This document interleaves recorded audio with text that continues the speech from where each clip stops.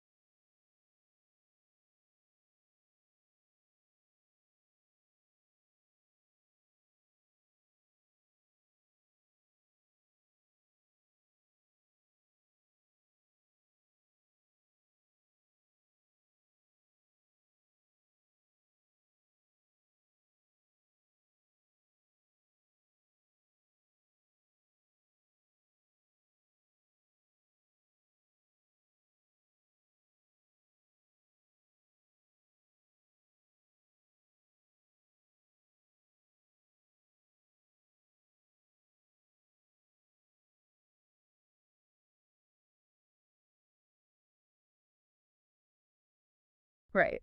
Like, we are going to explore the underlying logic so that every formula we discuss actually makes spatial sense to you. So let's jump in. You probably already know the Cartesian plane. It's that classic horizontal x-axis and vertical y-axis crossing at the origin. The 0, 0 point. Right, the origin at 0, 0, creating those four quadrants. But instead of just looking at it as a boring piece of grid paper, think of it as like a physics engine or the underlying code for GPS mapping. Ooh, that's a great way to picture it. Yeah. Every ordered pair, an x and a y, is a specific data point that we can manipulate. Yeah. It's kind of like getting directions. You have to walk along the horizontal street, which is your x, before you take the elevator up or down the building, which is your y. I always use that analogy. You walk to the building first, then take the elevator. Exactly. So if you're mentally plotting the point 4, 2, you move 4 units right along the x-axis, and then 2 units up the y-axis. But the only thing to really watch out for here, based on your assumed knowledge, is your integers. Oh, right, negative numbers. Yeah. If you are plotting -4, -3, you're mapping a point deep into that bottom left third quadrant. You have to move left and then down. Make sure you don't drop those negative signs. Yes, sir. So once you have those data points locked in, the geometry gets really interesting because we can start measuring the relationships between them. Right. So let's say we have 2 points acting as GPS coordinates. If we're, say, building a bridge between those 2 points, we don't just want to know where they are. We need to find the exact length of that span. So how do we measure the physical distance? Well, if the points share the same horizontal or vertical alignment, it is incredibly simple. You just find the physical difference between the coordinates that change. Give me an example. Sure. So if point A is at 1, 2, and point B is at 4, 2, they share the exact same height of 2. Okay, so we ignore the y values. Exactly. You just take the difference of the horizontal x values. 4 minus 1 is 3. The distance is exactly 3 units. Easy. But if we're building a diagonal span, we can't just count grid squares across the paper anymore. No, we can't. And this is where we bring in a spatial visualization. Imagine that diagonal line connecting point A at 1, 2, and point B at 4, 6. Okay, I'm picturing a line slanting upwards. Now, drop a vertical line straight down from B and draw a horizontal line straight across from A. They meet to form a perfect right-angled triangle tucked right under your diagonal line. Oh. And the second you mention a right-angled triangle, I immediately think of Pythagoras' theorem. You absolutely should, because the famous distance formula is literally just Pythagoras dressed up in algebra. Wow, okay. Yeah, Pythagoras tells us that the square of the hypotenuse, our diagonal distance, is equal to the sum of the squares of the other two sides. Right, so the horizontal base of our mental triangle is just the difference in the x values. 4 minus 1 is 3. And the vertical height of the triangle is the difference in the a values. 6 minus 2 is 4. Perfect. So we have a triangle with a base of 3 and a height of 4. 3 squared is 9. 4 squared is 16. 9 plus 16 is 25. Take the square root of 25, and the distance is exactly 5 units. Notice how we didn't just recite a formula with a bunch of sub-1s and sub-2s. Right. It actually makes sense visually, but the official formula is what d equals the square root of x sub 2 minus x sub 1 all squared plus y sub 2 minus y sub 1 all squared. Exactly. To find the distance mathematically, you just find the difference between your horizontal x values and square it. Add that to the square of the difference between your vertical y values. Finally, you take the square root of that whole sum. Okay, let me throw a harder example at you, straight from the practice papers. Bring it on. We need to find the distance between point A at -4, -3, and point B at 5, 7. Okay, we apply that exact same logic. First, the horizontal difference inside the brackets, 5 minus -4. And subtracting a negative means adding. Right, so that becomes 9. 9 squared is 81. Next, the vertical difference. 7 minus -3 is 10. 10 squared is 100. So we add those together. 81 plus 100 is 181. So our final distance is the square root of 181. Spot on. Now, if I'm sitting in the exam looking at the square root of 181, I am incredibly tempted to just put that in my calculator to get a clean decimal. Oh, that is a massive exam trap. Please do not do that. Wait, really? Why? Unless the question explicitly asks you to round to a certain number of decimal places, you must leave it as an exact surd. So just leave the square root symbol there. Yes. Just write the square root symbol with 181 underneath it. The moment you press the decimal button, you're giving an inaccurate rounded approximation, and you will actually lose marks for rounding too early in a problem. Oh, wow. Okay, noted. Exact answers only unless told otherwise. So, okay, we know how long the line segment is. But say we're placing a structural support beam right in the middle of that bridge. Okay. We don't just need the length, we need to pinpoint the exact center. How do we find the midpoint? The midpoint is beautifully simple if you reframe how you think about it. Geometrically, the middle of a line is just the average of its coordinates. Oh, just an average. Yeah. To find the center horizontally, you average the 2x coordinates. To find the center vertically, you average the 2e coordinates. And finding an average just means adding the two values together and dividing by 2. Exactly. The formula is literally just capital M equals, open bracket, x sub 1 plus x sub 2 all over 2, comma, y sub 1 plus y sub 2 all over 2, close bracket. Okay, let's run a concept check for the listener. We need the midpoint of the interval joining 6, 8, and -3, 2. Okay, so first, average the x values. 6 plus -3 is 3. Divide that by 2, and we get 3/2, or 1.5. Nice. Now the y values, 8 plus 2 is 10. Divide that by 2, and we get 5. So our midpoint is the coordinate pair, 1.5, comma, 5. It really is that straightforward. But let's look at how the exam will try to twist this. Always a twist. Always. It's called a reverse midpoint problem. What if the question tells you that the midpoint, C, is at 3, 6? You know one end of the line, point A is at -1, 1, but you need to find the other end of the line, point B. Oh, I see. So I have the final answer, but I'm missing part of the question. Right. Well, I know the average of my 2x coordinates has to equal 3. My known x is -1, and my unknown x is, let's just call it x. So -1 plus x, all divided by 2, equals 3. If I multiply both sides by 2, -1 plus x equals 6. Add 1 to both sides, and my missing x coordinate must be 7. You just reverse engineered the algebra perfectly. Now do the exact same for the vertical y value. The known end is at a height of 1. The midpoint height is 6. So 1 plus our unknown y divided by 2 equals 6. Multiply by 2, so 1 plus y equals 12. Subtract 1, and y equals 11. The missing endpoint, point B, is at 7, 11. Boom. You got it.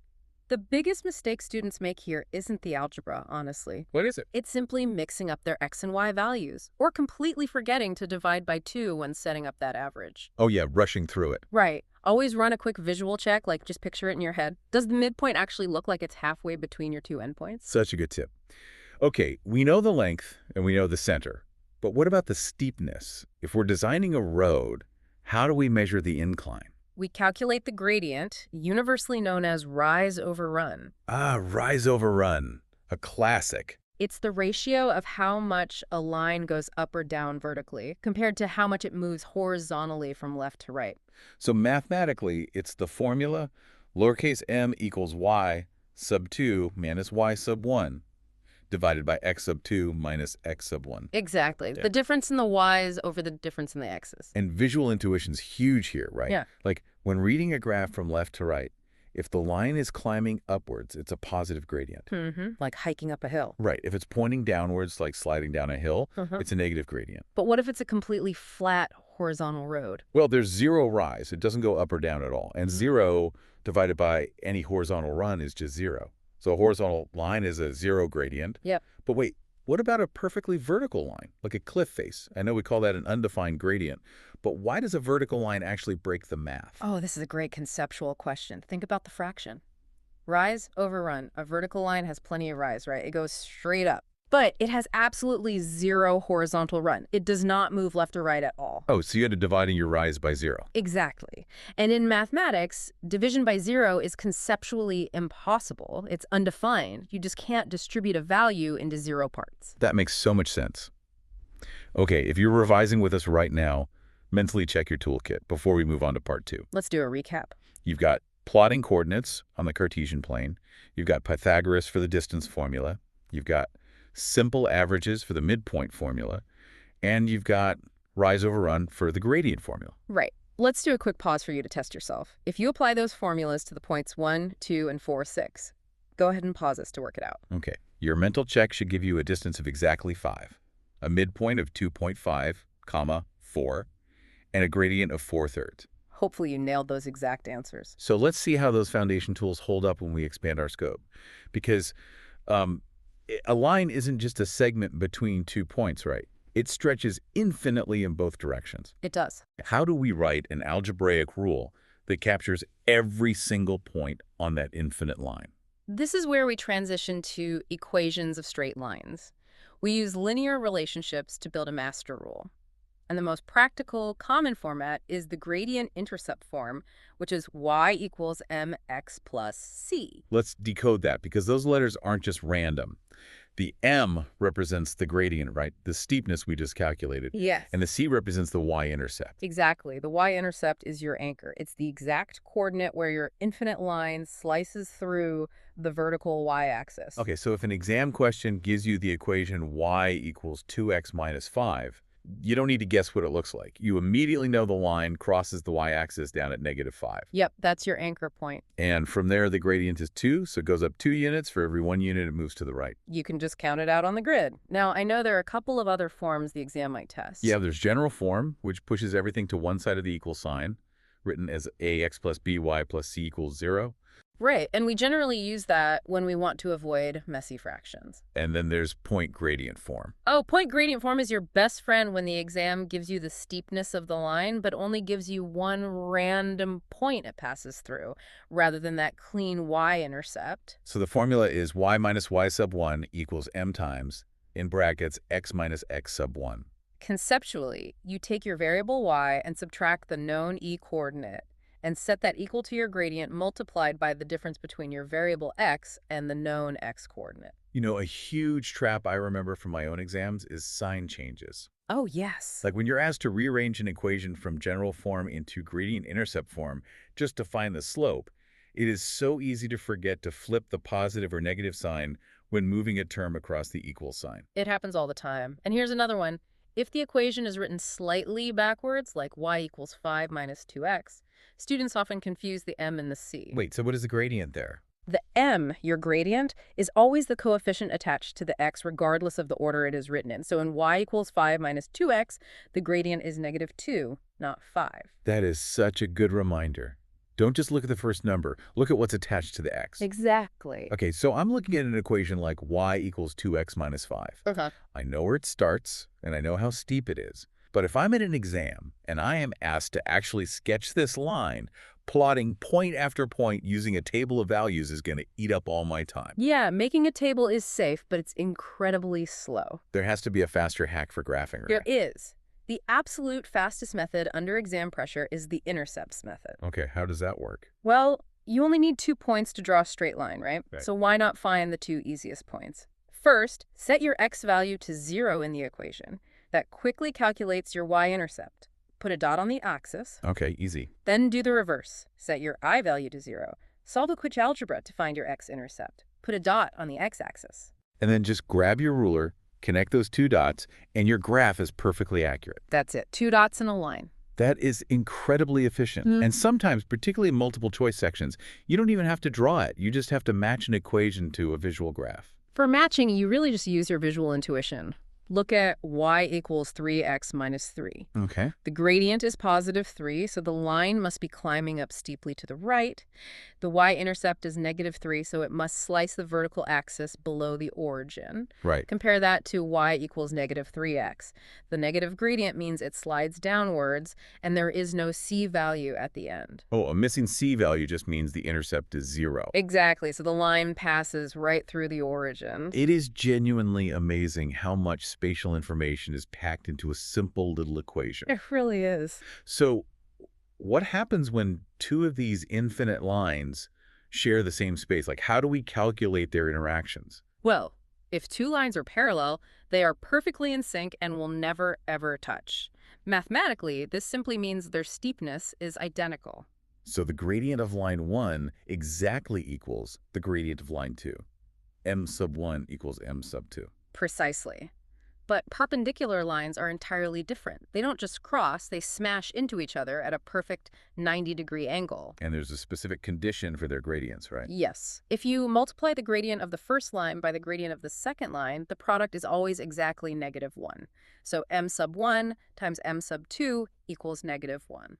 Let's unpack the logic of why that happens. Why does multiplying them equal negative 1? Think about taking a line on a graph and physically rotating it 90 degrees. Okay, I'm visualizing that. The horizontal run suddenly stands up and becomes the vertical rise, and the vertical rise tips over to become the horizontal run. Wow, so the fraction literally flips upside down. It does. And because you rotated it 90 degrees, a line that was pointing up and to the right is now pointing up and to the left. It went from a positive incline to a negative decline. Oh. Yeah. That is why the shortcut for finding a perpendicular gradient is called the negative reciprocal. Exactly. You take the original gradient fraction, flip it upside down because the rise and run swapped, and change the sign from positive to negative, or vice versa. So if your first line has a gradient of 2/3, the perpendicular line will have a gradient of negative 3/2. You've got it. That completely changes how I look at it. It's not just an arbitrary rule to memorize anymore, it's the mathematical result of a physical rotation. Which brings us perfectly into our final area. Using coordinate geometry to prove things in the real world. Coordinate proofs can look pretty intimidating when you first read the prompt in an exam. They can. Let's say the exam asks you to prove that the diagonals of a rhombus bisect each other at right angles. Doing that with traditional abstract geometry requires a lot of angle rules and congruent triangles. It takes forever. It does. But coordinate geometry offers a massive shortcut. Because instead of wrestling with floating shapes on a blank page, Yeah. you just drop the rhombus right onto the Cartesian plane. Yes. And the real genius move here is to place one corner, one vertex of the rhombus exactly at the origin. 0, 0. Oh, that makes the math so much easier. Yeah. By anchoring the shape to the origin and aligning its base along the x-axis, the coordinates of all the other corners become incredibly simple to define using just a few variable letters. From there, you just use the tools in your kit. Right. You run the midpoint formula on both diagonals to prove they share the exact same center point. Then you calculate the gradient of both diagonals, you multiply those two gradients together, and when the algebra simplifies down to exactly -1, you have definitively proven they cross at right angles. It's just so elegant. And this mathematical framework goes far beyond paper shapes. Our sources highlight a fantastic real-world modeling example, managing a transport network like the Sydney Metro. Oh, I love this example. Yeah. Imagine tracking an automated train moving between Chatswood and Tallawong stations. Well, if you overlay a Cartesian plane onto a map of Sydney, every single train station becomes an ordered pair, an x and y coordinate. You can calculate the exact straight line distance between any two stations using our Pythagoras distance formula. It's wild to think that this exact same rise over run fraction we use on a piece of grid paper is the exact same logic the software uses to track the trains. Right. Because if we graph the train's journey over time, putting distance on the axis and time on the x-axis, the gradient of that line represents the speed of the train. The vertical rise is distance, the horizontal run is time, distance divided by time equals speed. And once we have the linear equation for that train's journey, we can manage the whole network.